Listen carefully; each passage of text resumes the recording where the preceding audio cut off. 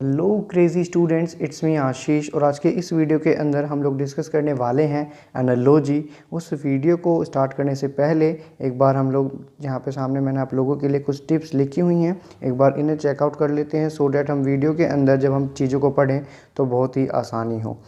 First point में जैसे यहाँ पे लिखा हुआ है, try to determine the relationship between the first pair of words. तो जैसे कि आप लोग को पता है कि एनालॉजी जो है वो 4 पेयर में डिस्कस करती है, जैसे कि ए, फिर 2 डैश, फिर बी, फिर सी, फिर डी। तो पहले में देखना होता है कि ए और बी में क्या रिलेशन है, फिर वो रिलेशन हम लोग सी और डी में फाइंड आउट करने की कोशिश करते हैं। और इसके बाद अगर कोई ऐसा ऑप्शन है हमारे नीचे दिए हुए ऑप्शंस में जो ऊपर वाली चीज़ों से रिलेट नहीं कर पा रहा, तो हम उन्हें क्या करेंगे, एलिमिनेट कर देंगे। एलिमिनेट बोले तो हटा देंगे। अब जैसे यहाँ पे लिखा हुआ है फर्स्ट एग्जांपल पे, जो मैंने आपको अपनी फर्स्ट वीडियो में भी दिया था, aspirin relieves headache, therefore nap relieves fatigue. यानी कि एस्प्रिन से जो है वो हमारी हेडेक कम होती है। इसी तरीके से नैप बोले तो हल्की झपकी लेने से हमारा जो दर्द है वो दूर हो जाता है। तो चलो इसी तरीके के क्वेश्चंस को हम आगे देखते हैं। चलो तो यार अब हम लोग शुरू करते हैं अपने फर्स्ट क्वेश्चन से। हमारा जो फर्स्ट क्वेश्चन है आप लोग देख सकते हो, यहाँ पे हमें दिया हुआ है bank is related to money. यानी कि बैंक रिलेट करता है मनी से in the same way as transport is related to. तो अभी ये जो हमारा इज़ रिलेटेड टू है या फिर इन द सेम वे है, ये भी मैंने काफ़ी एलेबोरेट करके लिखा हुआ है। But don't worry, at the end of this video जैसे जैसे हम वीडियो के एंड तक पहुंचेंगे वैसे वैसे हम चीज़ों को इतना अच्छे से एनालिसिस करेंगे, इतना अच्छे से देखेंगे। तो चलो, bank is related to money यानी कि बैंक जो है वो पैसों से रिलेट करता है। इसी तरीके से ट्रांसपोर्ट किससे रिलेट करेगा? तो देखो यार, इसको आप लोग ऐसे भी समझ सकते हो कि बिना पैसों के बैंक नहीं चल सकता। यानी कि मनी जो है वो एक मेन सोर्स है। इसी तरीके से ट्रांसपोर्ट की मेन सोर्स क्या है? Is it road? तो फर्स्ट ऑप्शन हमें यहाँ पे दिया हुआ है इन्होंने मूवमेंट, सेकंड है रोड, थर्ड है स्पीड, ट्रैफिक एंड गुड्स। तो क्या मूवमेंट के बिना क्या जो ट्रांसपोर्ट है वो चल सकती है, या रोड के या स्पीड के? तो यार देखो, ये सारी चीज़ें हमें दी हुई हैं, इनमें से केवल और केवल एक गुड्स ही ऐसा है। यानी कि ये जो गुड्स है, ये गुड्स ही केवल एक ऐसा ऑप्शन है जिसके बिना ट्रांसपोर्ट नहीं चलाया जा सकता। So the correct answer is good. जैसे कि यहाँ पे लिखा हुआ है, जैसे bank deals with the transaction of money, जिस तरीके से बैंक मनी की ट्रांजेक्शन से डील करता है, whereas transport deals with the movement of goods. इसी तरीके से जो ट्रांसपोर्ट है वो डील करता है मूवमेंट ऑफ गुड्स से। चलो नेक्स्ट चलते हैं अपने नेक्स्ट क्वेश्चन पे। नेक्स्ट हमें यहाँ पे लिखा हुआ है horse is related to hoof. अच्छा, अब भैया हूफ क्या होता है? हूफ मतलब होता है lower part of the horse. यानी कि जो हमारे पैर होते हैं घोड़े के, उसको बोलते हैं हूफ, जिनको हम लोग हिंदी में अमूमन खुर भी बोलते हैं। आप लोगों ने शायद कहीं पे सुना होगा। इसी तरीके से ईगल इज़ रिलेटेड टू। अब देखो यार, हॉर्स के जो पैर होते हैं उन्हें हम लोग हूफ बोलते हैं। इसी तरीके से ईगल के पैरों को क्या बोलते हैं? चलो चेक करते हैं। Is it leg? क्या लेग को बोलेंगे? नहीं। क्यों? क्योंकि भैया हमारे जो हम लोग हैं उनके पैरों को बोलते हैं क्लच। क्लच भी नहीं होगा, claw. Yes, the correct answer is claw. Why claw? क्योंकि जो ईगल है उसके जो लोअर फीट है, यानी कि पैर हैं, जो लोअर बॉडी है, लोअर पार्ट है, उनको हम लोग क्या बोलेंगे? क्लो बोलेंगे। ठीक है। नेक्स्ट हमारा क्वेश्चन है मैरिज इज़ टू डाइवोर्स। यानी कि मैरिज रिलेट कर रही है डाइवोर्स से। इसी तरीके से ट्रू किस चीज़ से रिलेट करेगा? तो ट्रू हमारा जो है वो रिलेट करेगा फॉल्स से। भैया आपको कैसे पता? तो देखो यार, मैंने यहाँ पे नीचे भी लिखा हुआ, आप लोगों ने शायद पढ़ लिया होगा, divorce is the एंटोनियम्स of marriage. यानी कि डाइवोर्स क्या है? मैरिज का एंटोनियम है। अच्छा, एंटोनियम किसे बोलते हैं? एंटोनियम्स हम लोग बोलते हैं उसको, किसको? जो हमारे उल्टे होते हैं। सिनोनियम्स मतलब सिमिलर एंड एंटोनियम्स मतलब होता है उल्टा। ठीक है ना, यानी कि रिवर्स। नेक्स्ट चलते हैं हम लोग, leaf is related to sap. Leaf is related to sap. अच्छा, सैप क्या होता है? सैप एक तरीके का लिक्विड होता है जो हमारे ट्रीज़ होते हैं उनके अंदर से निकलता है। और वो जो लिक्विड होता है उसको हम लोग तो यार वैसे बचपन में गोंद बोलते थे, जैसे आपने काफ़ी बार देखा भी होगा। नीम के पेड़ से ज़्यादातर ये चीज़ें निकलती हैं। तो जो लीफ है वो रिलेट करती है सैप से। इसी तरीके से बोन किस से रिलेट करेगी? अब जैसे कि मैंने बताया कि एक तरीके का लिक्विड होता है, एक तरीके का फ्लूइड होता है जो निकलता है। इसी तरीके से बोन किससे डील करेगी? Is it marrow? Yes the correct answer is marrow. Why marrow? चलो मैरो छोड़ो, मैरो तो आप लोग को यहाँ पे भी दिख रहा होगा, इन्होंने नीचे भी दिया हुआ है। बट पहले एक बार और ऑप्शंस को चेक कर लेते हैं। क्या फ्लूइड होगा? फ्लूइड मतलब क्या होता है? Anything which is liquid. ठीक है, तो ये बोल रहे हैं कि बोन के अंदर लिक्विड होता है। चलो ठीक है भाई, लिक्विड तो होता है, पर इन्हें यहाँ पे स्पेसिफाई करना चाहिए था कि आखिर कौन सा वो लिक्विड होता है। नेक्स्ट हमें ऑप्शन दिया हुआ है इन्होंने ब्लड। क्या वो जो चीज़ होगी थी, जो फ्लूइड होगा, क्या वो ब्लड होगा? तो नहीं यार, ब्लड भी नहीं हो सकता। क्यों? क्योंकि ब्लड तो जो है वो बोन्स के आउटर पोर्शन में, यानी कि जो हमारी बोन होती है उसके आसपास होता है, बोन के अंदर थोड़ी ना होता है। नेक्स्ट है हमारे पास कैल्शियम। अच्छा, तो यहाँ पे शायद आप कंफ्यूज हो सकते हो कि भैया कैल्शियम, तो यार देखो बोन के अंदर कैल्शियम तो होता है, बट इसका ये मतलब नहीं है कि कैल्शियम एक फ्लूइड है। कैल्शियम प्रेजेंट होता है, डेट्स ट्रू। इसी ठीक है, लेकिन जो करेक्ट आंसर हमारा होगा वो होगा मैरो। मैरो क्यों? क्योंकि वो पहला तो बोन्स के अंदर प्रेजेंट होता है और साथ ही साथ वो एक फ्लूइड भी होता है। चलो यार, अब हम लोग चलते हैं अपने नेक्स्ट क्वेश्चन की तरफ। Which of the following pair of words bears the same relation as that of the pair words given in the question? Simple सी बात है यार, जैसे हमें इन्होंने दिया हुआ है सेल्स रिलेटेड टू काइटोलॉजी। अब यार ये काइटोलॉजी क्या होती है? जो हमारी स्टडी होती है सेल्स की। सेल्स आपको पता है ना, small and the structure functional unit of our body, मतलब कि सबसे छोटी इकाई भी हम लोग इसे बोलते हैं हमारी बॉडी की। और इसी तरीके से इसकी स्टडी को बोलते हैं काइटोलॉजी। तो फिर इंसेक्ट्स की स्टडी को क्या बोलेंगे? तो इंसेक्ट की जो स्टडी होती है उसको बोलते हैं हम लोग एंटोमोलॉजी। क्या बोलते हैं? एंटोमोलॉजी। ठीक है, एक बार मेरे साथ भी आप लोग रिपीट करो, क्योंकि ये कुछ ऐसे वर्ड हैं जो हमारे बोलने से, हमारे सुनने से ही हमें चीज़ें लर्न हो पाती हैं। सो रिपीट विथ मी। इंसेक्ट्स की जो स्टडी होती है उसको क्या बोलते हैं? एंटोमोलॉजी। अब जैसे कि आपको यहाँ पे नीचे दिया हुआ है कि cytology study of cells and entomology is the study of insect. इसके बाद हमें लिखा हुआ है एक्स्ट्रा इन्फो। एक्स्ट्रा इन्फो का मतलब है कुछ एक्स्ट्रा इन्फॉर्मेशन भी हमें देना चाहते हैं। तो जैसे हमें इन्होंने अदर ऑप्शंस भी दिए हुए हैं, डेट इज़ ऑर्निथोलॉजी। तो ऑर्निथोलॉजी जो है वो हमारी स्टडी होती है बर्ड्स की। इसी तरीके से anatomy is the study of structure of human और एनिमल, यानी कि जो हमारी बॉडी का स्ट्रक्चर है, चाहे वो फिर एनिमल्स का हो चाहे ह्यूमन का, उनकी स्ट्रक्चर स्टडी को क्या बोलते हैं? एंटोमोनी। उसके बाद ओनोमेटोलॉजी जो है वो स्टडी होती है नेम्स की। ठीक है, तो ओंटोमोलॉजी जो है वो स्टडी होती है नेम्स की।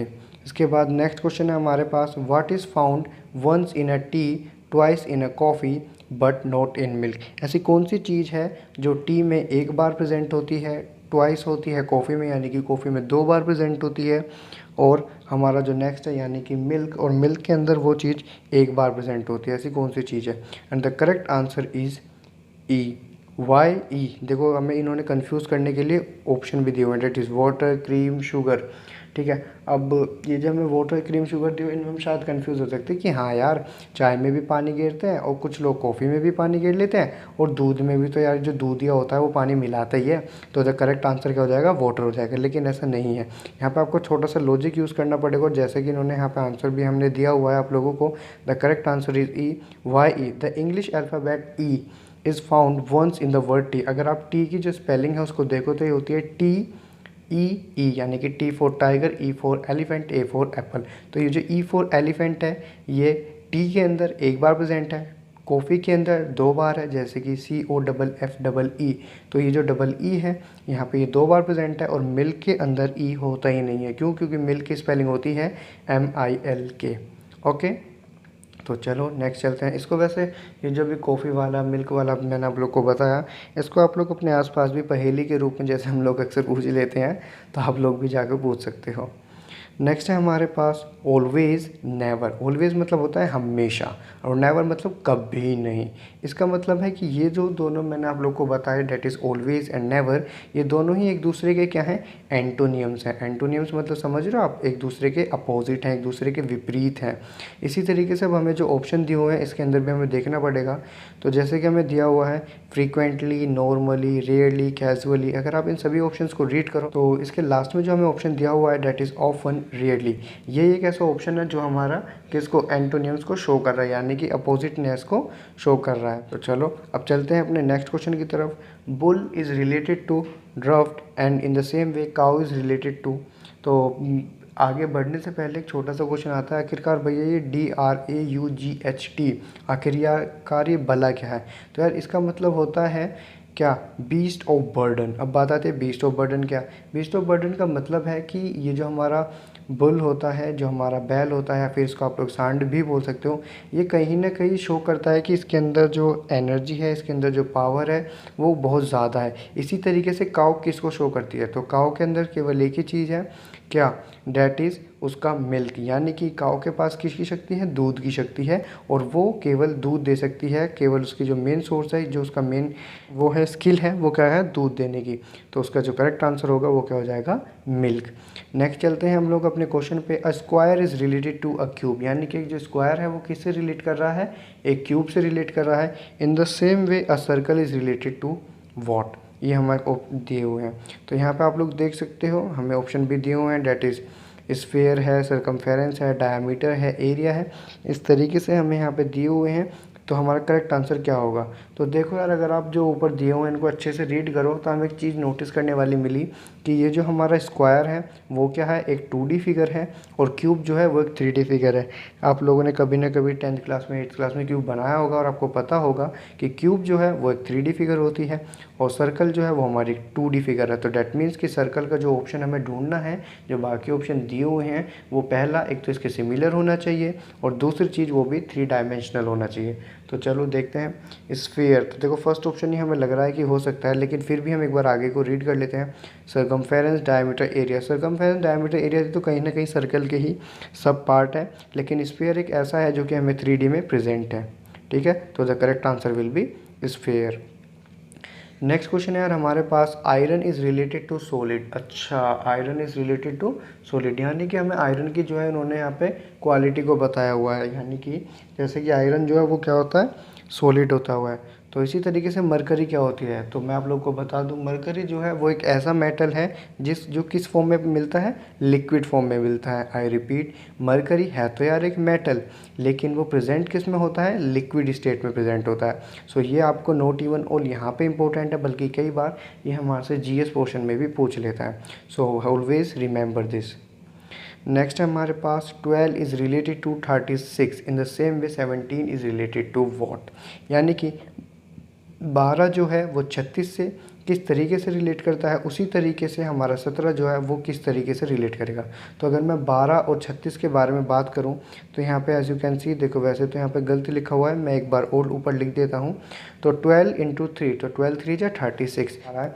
इसी तरीके से अगर हम 17 की मल्टीप्लाई 3 में कर देंगे तो आप देखोगे 17 1 जा 17, 17 2 जा 34, एंड 17 3 जा 51। तो the correct answer will be what, correct answer will be 51। तो चलो आगे चलते हैं।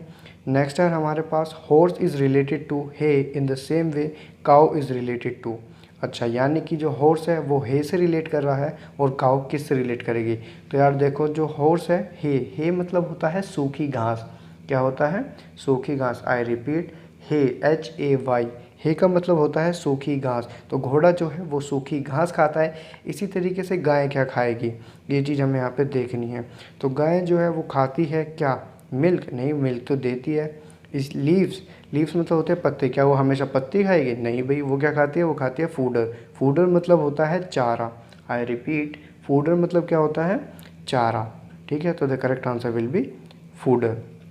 नेक्स्ट चलते हैं हम लोग। तो यार अब नेक्स्ट है हमारे पास, हॉर्स, हूफ और कैट। हूफ तो मैंने अभी आप लोगों को जस्ट थोड़ी देर पहले बताया ही था। हूफ मतलब होता है फीट ऑफ हॉर्स, यानी कि जो घोड़े के पैर होते हैं, जो घोड़े के खुर, जिसे हम हिंदी में भी बोलते हैं, उनको बोलते हैं हूफ। तो जिस तरीके से हॉर्स के जो हूफ हैं वो रिलेट कर रहे हैं, यानी कि घोड़ा और घोड़े के पैर, इसी तरीके से कैट और फिर देन कैट का क्या होंगे, कैट के पैर। और कैट के पैर को हम लोग हिंदी में क्या बोलते हैं, पंजे। तो इंग्लिश में क्या बोलेंगे वो चीज़ अब हमें चेकआउट करनी है। पहला हमें दिया हुआ है हॉर्न्स। हॉर्न्स मतलब होते हैं सींग। तो क्या बिल्ली के सींग होते हैं? बिल्कुल भी नहीं। विंग्स मतलब होते हैं पर। क्या बिल्ली के पर होते हैं? जी घंटा कुछ भी नहीं होते बिल्ली के तो ऐसे। नेक्स्ट हमें दिए हुए हैं लेग्स, मेन, पॉज। तो इसका जो करेक्ट आंसर है वो होगा PAWS। ठीक है, आप लोग इसे ऐसे भी याद कर सकते हो, जैसे PAWS, तो P से शुरू होता है और पै से ही शुरू होते हैं पंजे। ठीक है ना, आप लोग इसे ऐसे भी यूज़ कर सकते हो। वैसे मैं ट्रिक ज़्यादा सिखाता नहीं हूँ, क्योंकि ट्रिक्स का नाम ही होता है धोखा देना, और ये एग्ज़ाम में कहीं ना कहीं धोखा दे ही देती हैं। तो आप लोग ज़्यादा बेहतर है आप लोग बेसिक से चीज़ों को क्लियर आउट करो। ठीक है, नेक्स्ट है हमारे पास swan. Swan is related to cygnet in the same way fish is related to. अब बात आती है भैया स्वान क्या होता है। स्वान मतलब होता है हंस, ठीक है। तो हंस और साइग्नेट क्या होता है, साइग्नेट मतलब होता है बेबी हंस। क्या होता है, बेबी हंस, यानी कि हंस के बच्चे को बोलते हैं साइनेट। नेक्स्ट हमें दिया हुआ है फिश, तो फिश किस तरीके से रिलेट करेगी, तो इसका जो करेक्ट आंसर होगा वो होगा फ्राई, ठीक है। फ्राई यार जब मैंने भी पढ़ा था तो मुझे भी एकदम थोड़ा अजीब सा लगा था, क्योंकि फ्राई सुनते ही ना माइंड में आता है अरे वाह कुछ अच्छा सी चीज़ें फ्राई होकर आएगी, और फिश से रिलेट हो रहा है, इसका मतलब अयो होए मतलब फ़िश आएगी एकदम अच्छे से नींबू वींबू मिर्च विर्च लगा कर अच्छे से। तो यार इस तरीके से आप भी मत कंफ्यूज होना, फ्राई मतलब होता है बेबी फ़िश, ठीक है। तो चलो अब हम चलते हैं अपने नेक्स्ट क्वेश्चन पे। Young is related to old. Young मतलब क्या होता है, जवान, और ओल्ड मतलब क्या होता है, बूढ़ा। तो जवान और बूढ़ा यानी कि दोनों क्या हैं, एक दूसरे के एंटोनियम्स हैं। इन the same way wide, wide मतलब क्या होता है, समथिंग मतलब कुछ चीज़ चौड़ी जो चीज़ें होती हैं उनको हम बोलते हैं वाइड, और या फिर आप लोग विड्थ भी बोल सकते हो। तो wide is related to, is it, answer is B, big. तो क्या करेक्ट आंसर क्या होगा, बिग होगा। तो क्या आंसर बिग होगा, बिल्कुल भी नहीं। इनसफिशिएंट, अरे ऐसे कैसे हो जाएगा। लॉन्ग, क्या आंसर लंबा होना चाहिए, मतलब चौड़ा लंबा, क्या कोई अच्छी चीज़ बैठ रही है, नहीं। तो द करेक्ट आंसर क्या होगा, narrow. The correct answer is narrow. Narrow मतलब होता है नेडी, नेडी, या फिर आप लोग ऐसे बोल सकते हो कि कोई चीज़ जो पास पास होती है उनको हम क्या बोलते हैं, नैरो, यानी कि बहुत पास पास। तो आज हमने काफ़ी सारे क्वेश्चंस को डिस्कस किया अपनी इस क्लास में। होपफुली आपको जो वीडियो है वो अच्छी लगी होगी। मैंने ट्राई किया है कि आपको बिल्कुल बेसिक से लेके चलूँ, जितनी चीज़ें मैं आपको क्लियर करवा सकता हूँ उससे भी बेसिक से एकदम अच्छे से क्लियर करवाऊँ। आज की वीडियो में केवल इतना ही रखते हैं, और नेक्स्ट ये जो मैंने भी आपको जैसे चीज़ें बताई तो आपने काफ़ी जगह देखा कि हम यहाँ पे यंग और ओल्ड की बात कर रहे हैं। इसी तरीके से यहाँ पे स्वान मतलब होता है हंस, और साइलेंट मतलब होता है उसका बेबी। इसी तरीके से और भी कुछ चीज़ें होती हैं जो हमारे कई बार इंडिविजुअल एंड ग्रुप से एनालॉजी में क्वेश्चन पूछ लेता है। और भी बहुत सारे चीज़ें हैं जैसे कई बार मेल और फीमेल से रिलेटेड भी क्वेश्चन पूछ लेता है। इसी तरीके से काफ़ी सारी चीज़ें हैं। वीडियोस वैसे मैंने ऊपर आई बटन में और नीचे डिस्क्रिप्शन बॉक्स में भी उनका लिंक दिया हुआ है, क्योंकि मैं उन छोटे छोटे टॉपिक्स को 3-3 मिनट के टॉपिक है वो, उनको मैं ऑलरेडी कवर अप कर चुका हूँ। सो अगर आपको अच्छे लगे तो आप लोग नीचे डिस्क्रिप्शन बॉक्स में जाके उन लिंक वाली वीडियोस को भी देख सकते हो।